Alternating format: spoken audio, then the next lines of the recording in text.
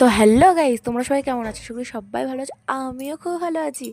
আর সকাল সকাল উঠে শুধু বিছানা তোলাটা আর ঘর ঝাড় দেওয়াটাই কাজ, কারণ শাশুড়ির কাছে আসলে শাশুড়ি কাজ করতে দেয় না, মানে অনেকদিন পর আসি তাই তাই বিছানাটা সুন্দরভাবে তুলে নিলাম।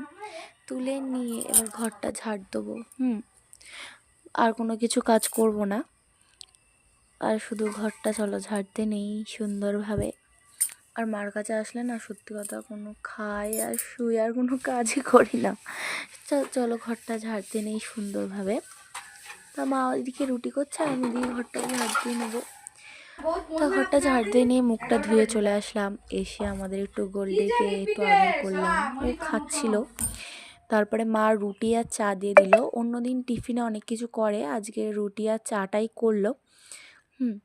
তা খেয়ে নিলাম। খেটে দেখি আমাদের গোল্ডি রুটি খাচ্ছে। দেখেছো কিরমভাবে রুটি খাচ্ছে? ও ওরমভাবেই রুটি খাই। আর বিকেলবেলা চলে আসলাম মেলার দিকে। তারপর গাড়ির অনেক কিছু আওয়াজ হচ্ছিল, মেলার টান হচ্ছিল, ফাংশনের হয়তো। তা কিছু কিনিনি, টুকটাক জিনিস কিনেছি। তা টাটা।